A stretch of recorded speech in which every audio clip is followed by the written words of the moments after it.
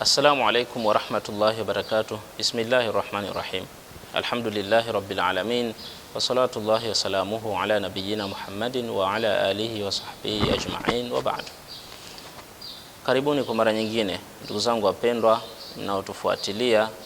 Karibuni katika mwendelezo wa mada zetu mbalimbali, na leo inshallah nakusudia kuzungumza jambo muhimu sana ambalo naomba usikivu wako na umakini wako. Ukisoma kitabu Intabih Dinuka fi Khatar, kitabu maarufu ambacho kimeenea na kimetungwa katika nyakati hizi, ukurasa wa 30, Abu Abdullah Alawi katika kitabu chake hiki ambaye ndo mtungaji Sheikh anasema, wakati akitetea hoja ya kufaa kwa maulidi, anasema walladhi yaz'umu tahrima kulli shay'i lam yakun bi'ahdi rasulillah sallallahu alayhi wasallam kaifa yu'adhinu bil mukabbir.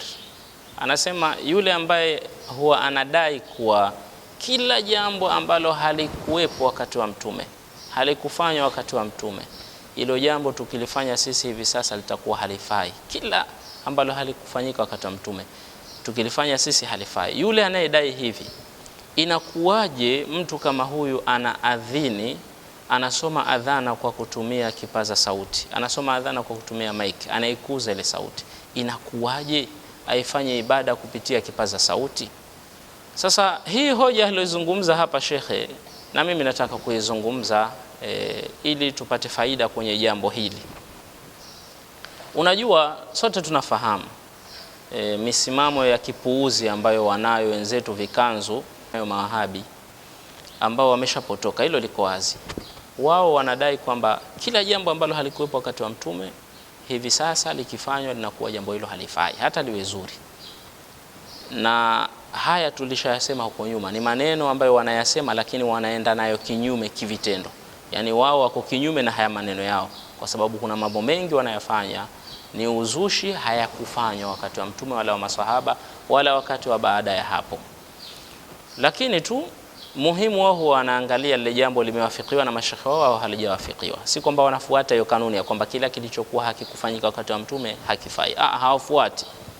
Lakini hupiga kelele wakawakataza watu wasifanye maulidi kwa sababu mkusanyiko kama ule maalum wa kumsifu mtume haukuwahi kufanywa. Sasa leo niko katika muendelezo wa kueleza yale mambo ya uzushi ambayo wao huyafanya tena ndani ya dini, lakini hunyamaza kimya na huyafanya kama ni sunna kwa sababu tu wameyakubali wao. Kwa sababu wao kanuni yao kile wanachokikubali wao huwa sunna hata kama ni bid'a, na wanachokiwafiki wenzao ambacho wao hawakikubali hata kama ni sunna huwa ni bid'a na ushirikina.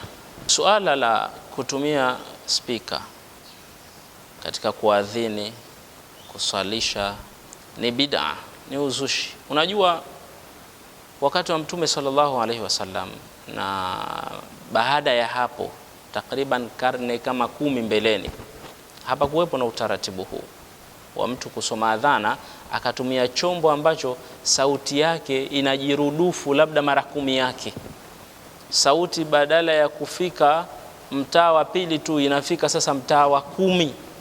Utaratibu huu haukuwepo kwa sababu hizo speaker zenyewe zilikuwa hazipo. Na mtume sallallahu alaihi wasallam wakati ule alisema, almuadhinu yughfaru lahu mada sauti, yule muadhini huwa anasamehewa kwa mujibu wa sauti yake inapofika. Sauti ya muadhini, jamani tuelewane vizuri, kwa sababu hii hadithi mtu asijakaitumia kusema kwamba ndani yake ndo tunaweza kutumia speaker kuadhinia eti kwa sababu ya hadithi hii. Mtume kazungumza upeo mwisho wa sauti ya muadhini. Sauti ya muadhini ni sauti ya binadamu. Sauti ya binadamu ya kawaida tunaijua mwisho wake ni wapi, hata kama atasoma kwa nguvu. Unapoweka speaker sasa kwenye ile sauti, unatengeneza sauti nyingine ambayo sio ya yule mtu, unaitengeneza sauti feki. Kwa hiyo ile sauti ya yule mtu unaikuza kutumia kifaa, maana unatumia sauti ambayo sio ya kawaida tena, sio ya yule mtu. Hilo lazima tukubaliane. Ni nani aliyetufundisha sisi tusome adhana kwa kutumia speaker, tuzikuze sauti zetu ziwe kubwa sana? Ni nani katufundisha hivi? Wakati asili ya ibada hii ni kwamba mtu aadhini pale itakapofika sauti yake. Nikihoji swali hili, jawabu litakuja kwamba haji vipi bwana, Kwani si ndo tunatumia kwa maslahi sauti ili iwafikie walio mbali zaidi? Si ndo vizuri na ndo lengo la adhana, sauti iwafikie wa mbali? Hapa tutakuwa tumezungumza maslahi, bado hatujazungumza hiki katufundisha nani. Na kurejesheni nyuma, kanuni ya mawahabi ni kwamba kila ambacho hakukifanya Mtume, hakikufanya wakati wake, hata kama kitakuwa kizuri, ndo kanuni yao, hata kama kitakuwa ni kizuri, hata kama kitu hicho kitakuwa na maslahi, hakifai.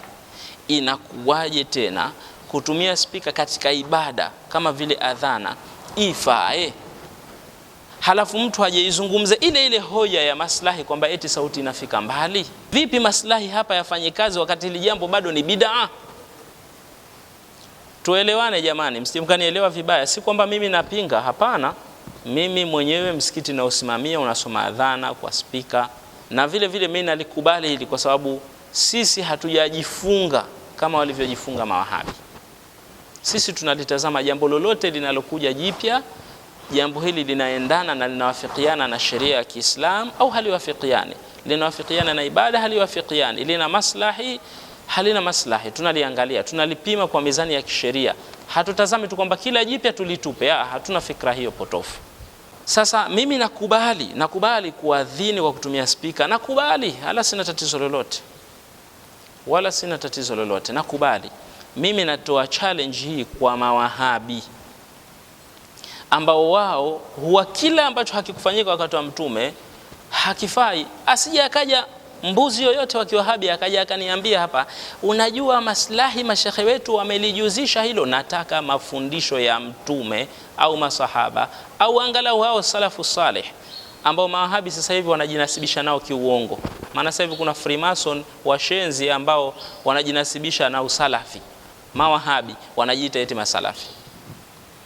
Basi hata hao salafu salih tuambieni tu ni salafi gani aliadhini kwa kutumia chombo ili sauti yake ifike mbali?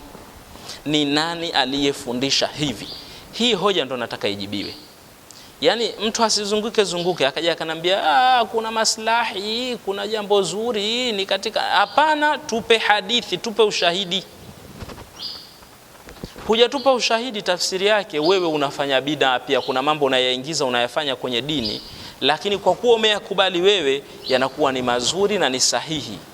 Lakini mwenzako kwa hoja ile ile ya maslahi na kwamba hilo jambo analolifanya halipingani na sheria, kwa hoja ile ile wewe huwa unampinga na kumkufurisha na kumbidiisha kwamba yule ni mtu wa bid'a mpotefu.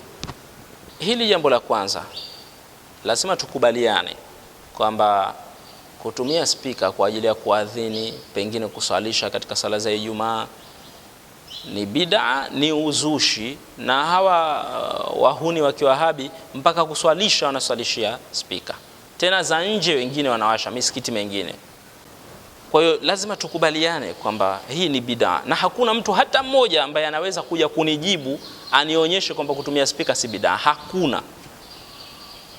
Jambo hili tunalolifanya katika ibada ni bid'a, lakini sisi ambao tunaamini kwamba bid'a tunaitazama na tunaipima kisheria kisha tunaipa hukumu yake, tunakubaliana na jambo hilo la kutumia spika, kutumia kipaza sauti katika kusoma adhana. Lakini hawa wenzetu tunataka watujibu walipata wapi dalili ya kufanya hili, na kwa wao kila jambo ambalo halikufanywa wakati wa Mtume ni bid'a. Wala mtu asiyakaja akanambia hivi ni vitu vya kidunia, unajua ni kama vile gari na ni. Hapana, sawa, spika ni kitu cha kidunia, lakini umeshakiingiza kwenye ibada, unaadhinia. Hili jambo la kwanza. Nataka nikuonyesheni tu kwamba hii mijitu miongo, hii miwahabi miongo, ni mijitu mizushi ambayo wala yale wanayodai kwenye midomo yao kila bid'a ni upotevu, ni mijitu miongo kabisa. Lakini jambo la pili, nataka kuzungumza kuhusu hukumu yenyewe ya kutumia kipaza sauti au spika kwenye baadhi ya nyakati. Tunakubaliana sisi kwa upande wetu kwamba inafaa kuadhini kwa kutumia kipaza sauti, hakuna matatizo yoyote. Lakini kuna baadhi ya wakati lazima watu watumie hekima na busara na watazame maslahi. Kivipi? Sasa hivi kumekuja tabia kwamba mtu anaweza akawa yuko msikitini anasomesha darsa, anawasha spika za nje. mtu anaswalisha swala ya tarawih mfano, au swala hizi nyingine, swala tano, anatumia kipaza sauti, spika ya nje, hili jamani lazima tulitazame kwa njia gani? Ikiwa watu wa hilo eneo ulipo msikiti wanaridhia, watu wa mtaa huo wanaridhia kutumiwa spika za nje katika darsa, katika kuswalisha, kwenye adhana inachukua muda mdogo na ni muhimu, kwa hiyo hilo tutafanya tu. Ikiwa mtu inamchukiza mpaka adhana, basi ni hatari kweli, huyo hatutamshughulikia. Lakini kwenye vile vitu ambavyo vinachukua muda mrefu kama vile kusomesha darsa au kuswalisha,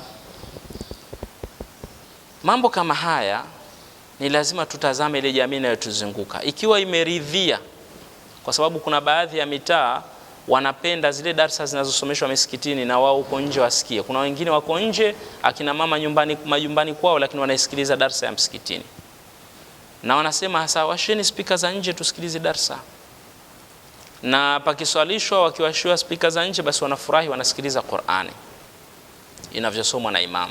Kwa hiyo ikiwa wanaridhia watu wa mtaani, basi tunaweza kutumia katika kusomesha darsa na kuswalisha kwa kutumia spika za nje. Ikiwa hawaridhii na linawakera hilo, basi hakuna ulazima wa sisi kufanya hivyo. Na hasa napozungumzia linawakera, pale ambapo kuna wagonjwa baadhi yao, kuna watu ambao wako chini ya msikiti na spika za nje zina sauti kali, ile sauti inaingia sana ndani ya nyumba yao, basi ikiwa wao hawaridhii hilo, hakuna ulazima wa sisi kusomesha darsa tukawasha spika za nje au kuswalisha swala zote tano kwa kuweka spika za nje. Hakuna umuhimu huo, hakuna ulazima huo, kwa sababu kuna baadhi ya watu wao msikiti wao wakati wote spika za nje tu zinawaka, na mtaani kuna watu wengine wagonjwa na spika zina nguvu, sauti kali, chini ya msikiti kuna nyumba za watu. Kwa hiyo hili tunatakiwa tulitazame. Ikiwa watu wataridhia basi ni vizuri, lakini ikiwa watu wanaudhika basi hakuna ulazima wa kufanya hivyo. Na wakati mwingine unajua, unaweza kuwa unasoma Qur'ani vile katika sala uko nje watu wanapiga makelele, wanazungumza, hata hawana habari, hawasikilize hasa hiyo Qur'ani. Na ukitazama ndani ya msikiti wenyewe safu moja au safu mbili, kuna umuhimu gani wa kutumia spika za nje?